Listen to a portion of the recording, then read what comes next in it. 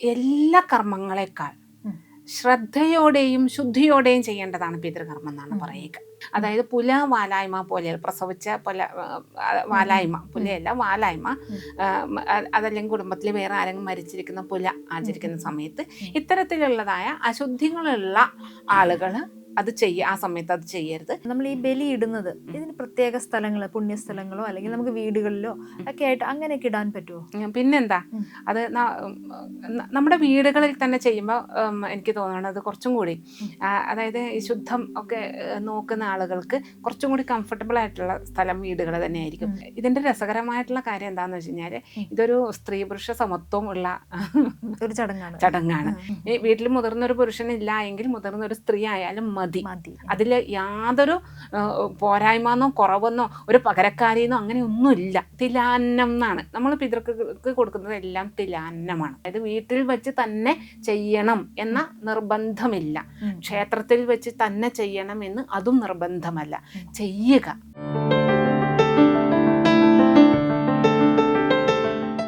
ദക്ഷിണായനത്തിലെ ആദ്യത്തെ അമാവാസി കർക്കിടക വാവ്. ഹൈന്ദവരായ നമ്മുടെ പ്രിയപ്പെട്ടവർ അന്നത്തെ ദിവസം അവരുടെ പൂർവികരെ സ്മരിക്കുകയാണ്. അതെ, അവസാനത്തോളം അവരെ നന്ദിയോടെ ഓർത്തുകൊള്ളാം എന്നൊരു വാഗ്ദാനം ചെയ്യുകയാണ്. ഇന്ന് നമ്മളോടൊപ്പം ശാരദാ അന്തർജനമാണുള്ളത്. മാഡം നമസ്തേ. നമസ്തേ. ഇപ്പോൾ ബലി നമ്മളെല്ലാവരും ബലി ഇടുന്നത് നല്ലതാണെന്ന് പറയുന്നു. ഇത് ഇടാൻ പാടില്ലാത്ത ആരെങ്കിലും ഉണ്ടോ? ബലിയിടാൻ പാടില്ലാത്തവരെന്ന് പറഞ്ഞാൽ ഞാൻ പറഞ്ഞല്ലോ, സ്വതവേ കുടുംബത്തിലെ പൂർവികരാണ് ഇത് ചെയ്യുന്നത്. പിന്നെ ഈ ശുദ്ധാശുദ്ധങ്ങളുണ്ട്. ഞാൻ പറഞ്ഞല്ലോ, ഏറ്റവും നമ്മളെ ബാക്കി എല്ലാ കർമ്മങ്ങളെക്കാൾ ശ്രദ്ധയോടെയും ശുദ്ധിയോടെയും ചെയ്യേണ്ടതാണ് പിതൃകർമ്മം എന്നാണ് പറയുക. പൂർണ്ണമായിട്ടും ഇതിലൊരു ആഘോഷത്തിന്റെ ഛായ വരുന്നില്ല, ഒരു കൂടിച്ചേരലിന്റെ ഒരു സന്തോഷം അങ്ങനെയൊന്നും അല്ല. ഇത് പൂർണ്ണ ശ്രദ്ധ ഇതിലേക്ക് വരണം എന്നുള്ളതാണ്. പിന്നെ അപ്പോഴ് ചില നിബന്ധനകൾ അവിടെ പറയുന്നുണ്ട്. എന്താ വെച്ചാൽ അശുദ്ധിയായിരിക്കുന്ന സമയത്ത്, അതായത് പുല വാലായ്മ പോലെ പ്രസവിച്ച വാലായ്മ, പുലയല്ല വാലായ്മ, അതല്ലെങ്കിൽ കുടുംബത്തിൽ വേറെ ആരെങ്കിലും മരിച്ചിരിക്കുന്ന പുല ആചരിക്കുന്ന സമയത്ത് ഇത്തരത്തിലുള്ളതായ അശുദ്ധികളുള്ള ആളുകൾ അത് ആ സമയത്ത് അത് ചെയ്യരുത്. പിന്നീട് ഇത് കഴിഞ്ഞിട്ട് ഏറ്റവും ആദ്യത്തെ ദിവസം ഇതിന് പകരം ചെയ്യണം. ഇപ്പൊ ശ്രാദ്ധമൊക്കെ മുടങ്ങി, അതും വാവ് ദിവസം തന്നെ ചെയ്യണമെന്ന് അല്ല. പിന്നെ വാവ് ചെയ്യുന്നത് പിന്നെ നമ്മൾ പിന്നീടുള്ള അമാവാസി കർത്തവാവ് ഉദ്ദേശിച്ച, അല്ലെങ്കിൽ അമാവാസി ഉദ്ദേശിച്ച് ചെയ്യുന്നത് അമാവാസിക്ക് തന്നെയാണ് ചെയ്യാറ്. സാധാരണഗതിയിൽ വാർഷിക ശ്രാദ്ധമൊക്കെ കൂട്ടുമ്പോൾ ശ്രാദ്ധം മുട്ടിയിട്ടുണ്ട് എന്ന് പറയും നമ്മൾ. അതായത് അന്ന് ചെയ്യാനത് സാധിച്ചില്ല, ഇങ്ങനെയുള്ള ചില കാരണങ്ങൾ കൊണ്ട്. ഇത് തീർന്ന് ശുദ്ധമാവുന്നത് എന്നാണോ അതിന്റെ തൊട്ടടുത്ത ദിവസം ഇത് ചെയ്തോളാം, അങ്ങനെയാണ് പറയുക. ജ്യോതിഷ സംബന്ധിയായ കൂടുതൽ വീഡിയോകൾക്കായി പുണ്യം ബൈ ഇന്ത്യ ലൈവിൻ്റെ ഈ ചാനൽ സബ്സ്ക്രൈബ് ചെയ്യാൻ മറക്കരുത്. ബെല്ലൈക്കണും കൂടെ അമർത്തണേ. നമ്മുടെ ഈ പിതൃതർപ്പണം അല്ലെങ്കിൽ ശ്രാദ്ധം, ഇതിൻ്റെയൊക്കെ ഒരു ഏറ്റവും പ്രധാനപ്പെട്ട കാര്യം എന്താണ്? അത് മനുഷ്യര് മറ്റ് ജീവജാലങ്ങളുടെ പോലെ അല്ല അല്ലേ. നമ്മൾ വളർത്തുന്ന പശുക്കളെ പോലെയോ, അതെ, അവരൊന്നും അവരുടെ പൂർവികരെ ഓർക്കുന്നതായിട്ട് നമുക്കറിയില്ല. ശരിയാണ്. മനുഷ്യരെ സംബന്ധിച്ച് കുറെ കൂടി ബൗദ്ധിക വികാസമുള്ളവര്, കുറെ കൂടി സംസ്കാര പ്രവർത്തനങ്ങളിൽ കൂടി കടന്നു വന്നവരൊക്കെയാണ് മനുഷ്യര് അല്ലെ. അപ്പോൾ നമ്മുടെ ചില സാംസ്കാരികമായിട്ടുള്ളത്, അതല്ലെങ്കിൽ നമ്മളുടെ സ്മൃതികളുമായിട്ട് ബന്ധപ്പെട്ട, നമ്മുടെ ഒരു ധാർമ്മികതയുമായി ബന്ധപ്പെട്ടൊക്കെ പറഞ്ഞു കഴിഞ്ഞാൽ പഞ്ചമഹായജ്ഞങ്ങൾ എന്ന് പറയും. എല്ലാ ദിവസവും ഒരു വ്യക്തി ചെയ്തിരിക്കേണ്ട കർമ്മങ്ങൾ. അപ്പോൾ പുരാതന കാലങ്ങളിലൊക്കെ എല്ലാവരും ഇത് ചെയ്തിരുന്നു എന്നാണ് പറയുന്നത്. പിന്നീട് അത് പിന്നെ ഇന്ന് നോക്കുമ്പോൾ ഞാൻ പലപ്പോഴും കണ്ടിരിക്കുന്നത് ബ്രാഹ്മണരിലെ പുരുഷന്മാർ ഇന്നും അത് അനുവർത്തിക്കുന്ന ആൾക്കാരുണ്ട്. അപ്പോൾ ഇതിൽ ചിലതൊക്കെ നമ്മൾ എല്ലാവരും ചെയ്യുന്നുണ്ട്. പക്ഷെ ഈ 5 അവരനുവർത്തിക്കുന്നതായിട്ട് കാണുന്നുണ്ട്. ആദ്യത്തേത് ബ്രഹ്മയജ്ഞമാണ്. ബ്രഹ്മം വൈജ്ഞാനം എന്നാണ് പറയുക. ബ്രഹ്മം എന്ന് പറഞ്ഞു കഴിഞ്ഞാൽ എന്തോ ഇങ്ങനെ എവിടെയോ ഇരിക്കുന്ന ഒരു സംഭവം എന്ന് വിചാരിക്കാനില്ല, ജ്ഞാനം എന്നാണ് പറയുന്നത്. അപ്പോൾ നമ്മൾ മനുഷ്യരെ ജനിച്ചു കഴിഞ്ഞു കഴിഞ്ഞാൽ പല വിധത്തിലുള്ള അറിവുകൾ നേടുക. അത് വേദങ്ങളിലുള്ളതായാലും ശരി, അതല്ലാതെ ആധുനികമായിട്ടുള്ളതായാലും. അപ്പോൾ പല വിധത്തിലുള്ള അറിവ് നേടുകയും നമ്മൾ നേടിയിരിക്കുന്ന അറിവിനെ പകർന്നു കൊടുക്കുകയും ചെയ്യുക. ചുരുക്കത്തിൽ കുഞ്ഞു വാക്കുകളിൽ പറഞ്ഞു കഴിഞ്ഞാൽ നമ്മൾ പഠിക്കുക, പഠിപ്പിക്കുക. ഇതാണ് ബ്രഹ്മയജ്ഞം എന്നുള്ളത് കൊണ്ട് ഉദ്ദേശിക്കുന്നത്. അതിനകത്ത് നമ്മളുടെ കർത്തവ്യങ്ങളെ കുറിച്ചിട്ട് ബോധം ഉണ്ടാവണം, നമ്മുടെ ഉത്തരവാദിത്വങ്ങളെ കുറിച്ച് ബോധം ഉണ്ടാവണം. അപ്പൊ അങ്ങനെയൊക്കെയുള്ള എല്ലാത്തിൻ്റെയും അഭ്യാസവും അത് പകർന്നു കൊടുക്കലും, ഇതാണ് ബ്രഹ്മയജ്ഞം. ഭൂരിപക്ഷം ആളുകളും ചെയ്യുന്നത് തന്നെയാണ്. ഒരു 99% പേരും ചെയ്യുന്നത് തന്നെയാണ്. അതിപ്പോൾ സ്കൂളിൽ പഠിപ്പിക്കണം, കോളേജിൽ പഠിപ്പിക്കണം എന്നൊന്നുമില്ല. നമുക്കറിയാവുന്ന കൂടുതൽ എല്ലാ ദിവസവും അറിവ് നേടുക, എല്ലാ ദിവസവും അറിവിനെ പകർന്നു കൊടുക്കുക. ഇതാണ് ബ്രഹ്മയജ്ഞം. പിന്നീട് വരുന്നത് പിതൃയജ്ഞം. പിതൃയജ്ഞം എന്ന് പറയുമ്പോഴത്തേക്കും ഇതും എല്ലാ ദിവസവും ചെയ്യേണ്ടതാണ്. ഈ ശ്രാദ്ധം പോലെ അങ്ങ് ചെയ്യുന്നില്ല എങ്കിൽ പോലും ബ്രാഹ്മണരൊക്കെ ഇങ്ങനെ കുളി കഴിഞ്ഞിട്ട്, അതായത് സന്ധ്യാവന്ദനത്തോടനുബന്ധിച്ചിട്ട് അവര് തർപ്പണം ചെയ്യും.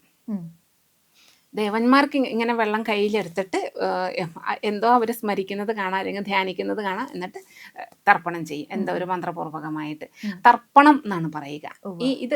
ഇതിൽ പിതൃതർപ്പണവും ഉൾപ്പെടുന്നുണ്ട്.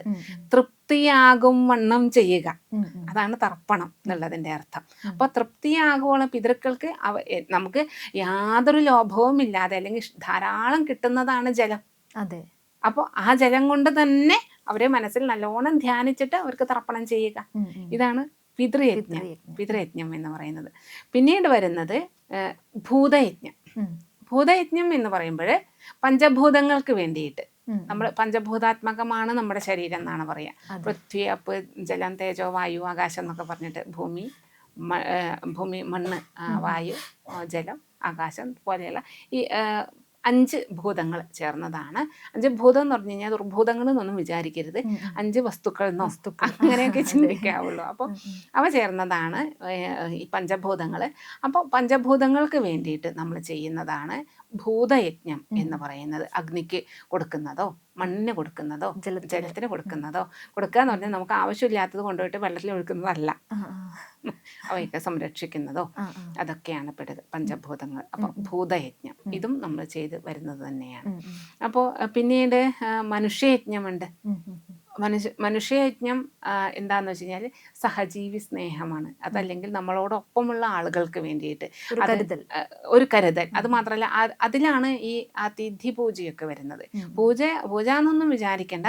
നമ്മുടെ വീട്ടിൽ വരുന്ന അതിഥികളോട് നമ്മൾ നല്ല വാക്ക് പറയുകയും അവർക്ക് വേണ്ടുന്ന ഭക്ഷണം കൊടുക്കുകയും അവർക്ക് വേണ്ടുന്ന സൗകര്യങ്ങൾ കൊടുക്കുകയും, നമ്മുടെ വീട്ടിൽ പിന്നെ ഇപ്പോഴെല്ലാം സിസ്റ്റം എല്ലാം മാറി, സമൂഹത്തിൻ്റെ മുഴുവൻ അല്ലേ. അപ്പോൾ കുറച്ചുകൂടി മുന്നേ എൻ്റെയൊക്കെ ചെറുപ്പത്തിൽ വീട്ടിലേക്ക് ഒരു അതിഥി വരിക എന്ന് പറഞ്ഞു കഴിഞ്ഞാൽ പിന്നെ എല്ലാം അവരിലേക്ക് കേന്ദ്രീകൃതമായിരിക്കും. എല്ലാവരും, നമ്മുടെ എല്ലാ പ്രവൃത്തികളും അങ്ങനെ തന്നെയായിരിക്കും. പണ്ടൊക്കെ ഇങ്ങനെ വഴിയാത്രക്കാർക്ക് വെള്ളമൊക്കെ കൊടുക്കുന്ന ഒരു സമ്പ്രദായം ഉണ്ടായിരുന്നു. ഇതെല്ലാം ഈ യജ്ഞത്തിന്റെ അതിന്റെ ഭാഗം തന്നെയായിട്ട്, മനുഷ്യയജ്ഞത്തിന്റെ ഭാഗമായിട്ടാണ്. വിശന്ന് വരുന്നവന് ഒരു അവന്റെ വിശപ്പടങ്ങാൻ പാകത്തിന് ഭക്ഷണം കൊടുക്കുക. അപ്പോൾ അതിഥി സൽക്കാരം ശരിക്കും അതിൻ്റെ നമ്മളുടെ ഒരു ആചാരപരമായിട്ട് വരുന്നത് മെയിൻ പ്രധാനമായിട്ട് വരുന്നുണ്ട്. ഇതൊക്കെ തന്നെയാണ് വരുന്നവനെ അല്ലെങ്കിൽ വിശന്നിരിക്കുന്നവനെ അതിഥിയായി കണ്ട് നമ്മൾ കഴിക്കാൻ എടുത്തത് നമ്മൾക്ക് വേണമെങ്കിൽ അടുത്ത ഒരു നേരം കഴിക്കാം. ചിലപ്പോൾ ആ കണ്ട വ്യക്തിക്ക് ചിലപ്പോൾ ഉണ്ടായി എന്ന് വരില്ല. അപ്പോൾ അവരെ ഊട്ടുക, അവർക്ക് വെള്ളം വേണമെങ്കിൽ കൊടുക്കുക, ചുറ്റിനുമുള്ള പശുക്കൾക്ക്, മൃഗങ്ങൾക്ക്, പക്ഷികൾക്കൊക്കെ കൊടുക്കുക. ഇതെല്ലാം ഈ യജ്ഞത്തിൽ വരുന്നതാണ്. അപ്പോൾ ഈ പഞ്ചമഹായജ്ഞങ്ങൾ എല്ലാ ദിവസവും മനുഷ്യർ അനുഷ്ഠിച്ചിരിക്കണം എന്നാണ് പറയുക. അതിനു വേണ്ടി അന്നാ ഞാൻ യജ്ഞം ചെയ്യാൻ പോണു ഇങ്ങനെയൊന്നും വേണ്ടല്ലോ. ഇതൊക്കെ വളരെ സ്വാഭാവികമായിട്ടും ഉണ്ടാകുന്ന കർമ്മങ്ങളാണ്. അപ്പോൾ അതിൽ പ്രധാനപ്പെട്ട ഒന്നാണ് ഈ പിതൃയജ്ഞം. പിതൃക്കൾക്ക് ബലിയിടുന്നില്ല, തർപ്പണമാണ് ചെയ്യുന്നത്. എല്ലാ ദിവസവും ബലിയിടുന്നില്ല നമ്മൾ, പക്ഷെ ഈ തർപ്പണത്തിൽ കൂടി പിതൃയജ്ഞം നമ്മൾ ചെയ്യുന്നുണ്ട്. ഇത് നിത്യജീവിതത്തിൽ നിത്യേന ചെയ്യുന്നതാണ്. അതിൻ്റെ വിശേഷപ്പെട്ടതായ രൂപമാണ് ഈ അമാവാസി തോറും, അതല്ലെങ്കിൽ ശ്രാദ്ധം, വാർഷിക ശ്രാദ്ധം ഇതിലൊക്കെ ചെയ്യുന്നത്. അപ്പൊ മാഡം, നമ്മൾ ഈ ബലി ഇടുന്നത് ഇതിന് പ്രത്യേക സ്ഥലങ്ങളോ പുണ്യസ്ഥലങ്ങളോ അല്ലെങ്കിൽ നമുക്ക് വീടുകളിലോ ഒക്കെ ആയിട്ട് അങ്ങനെയൊക്കെ ഇടാൻ പറ്റുമോ? പിന്നെന്താ, അത് നമ്മുടെ വീടുകളിൽ തന്നെ ചെയ്യുമ്പോൾ എനിക്ക് തോന്നുന്നത് കുറച്ചും കൂടി അതായത് ഈ ശുദ്ധം ഒക്കെ നോക്കുന്ന ആളുകൾക്ക് കുറച്ചും കൂടി കംഫർട്ടബിൾ ആയിട്ടുള്ള സ്ഥലം വീടുകൾ തന്നെയായിരിക്കും. പിന്നെ മാത്രമല്ല കുറെ കൂടി പഴയ കാലങ്ങളിലൊക്കെ ശരിക്കും വീടുകളിൽ തന്നെയാണ് അധികവും ഈ ബലിയിടുന്നത് കണ്ടിരിക്കുന്നത്. അപ്പോൾ തലേ ദിവസം തന്നെ വീടൊക്കെ അടിച്ച് ശുദ്ധിയാക്കി പിന്നെ കഴുകി വൃത്തിയാക്കി എങ്ങനെയാണെന്ന് വെച്ച് കഴിഞ്ഞാൽ അങ്ങനെ എല്ലാവരും വ്യക്തികളും എല്ലാം ശുചിയായിട്ട് പിറ്റേന്ന് രാവിലെ കുളിച്ച് എല്ലാവരും ശുദ്ധമായിട്ട് മാത്രമാണ് ഈ ബലിക്ക് വേണ്ട സാമഗ്രികളൊക്കെ ഒരുക്കുന്നത്. അതിനകത്ത് എള്ള്, ദർഭ ഉപയോഗിച്ച് ചെയ്യുന്നവരുണ്ട്, ഇല്ലാത്തവരുണ്ട്. അപ്പോൾ പിന്നെ വിളക്ക്, നെയ്യൊഴിച്ച വിളക്കോ എണ്ണയൊഴിച്ച വിളക്കോ നല്ലെണ്ണ ഒഴിച്ച വിളക്കോ ആവാം. അപ്പോൾ ഇങ്ങനെ കുറച്ച് സാധനങ്ങൾ, അതുപോലെ തന്നെ പാല്, തൈര്, നെയ്യ്, ഇതൊക്കെ ഉപയോഗിച്ച് ഇത്രയും സാധനങ്ങളൊക്കെ വേണം. അപ്പോൾ വീടുകളിൽ ഇതിൻ്റെ രസകരമായിട്ടുള്ള കാര്യം എന്താണെന്ന് വെച്ച് കഴിഞ്ഞാൽ ഇതൊരു സ്ത്രീ പുരുഷ സമത്വം ഉള്ള ഒരു ചടങ്ങാണ്. അപ്പോൾ ചില ആചാരങ്ങളിൽ പുരുഷന്മാരാണ് ഇതിൻ്റെ നേതൃത്വം വഹിക്കുന്നത്, പുരുഷന്മാർ മാത്രമാണ് ചെയ്യുക. അതേസമയത്ത് ഭൂരിപക്ഷം പേരും കുടുംബത്തിലെ ഏറ്റവും മുതിർന്ന സ്ത്രീകൾ ഇത് ചെയ്യുന്ന കാണുന്നുണ്ട്. ഈ വീട്ടിൽ മുതിർന്നൊരു പുരുഷനില്ല എങ്കിൽ മുതിർന്നൊരു സ്ത്രീ ആയാലും മതി. അതിൽ യാതൊരു പോരായ്മന്നോ കുറവെന്നോ ഒരു പകരക്കാരിയെന്നോ അങ്ങനെ ഒന്നുമില്ല. അത് വളരെ പ്രധാനപ്പെട്ട വ്യക്തി തന്നെയാണത്. അപ്പോൾ സ്ത്രീകളായാലും പുരുഷന്മാരായാലും ഇതൊക്കെ ശുദ്ധമായി പിന്നെ ഉണക്കലരിച്ചോറ് അതല്ലെങ്കിൽ പച്ചരി വേവിച്ചിട്ട് തിലാന്നം എന്നാണ് നമ്മൾ പിതൃക്ക് കൊടുക്കുന്നത്, എല്ലാം തിലാന്നമാണ്. എള്ളിന് അവിടെ വലിയ പ്രാധാന്യമുണ്ട്. എള്ള് ചേർത്ത അന്നമാണ് കൊടുക്കുന്നത്.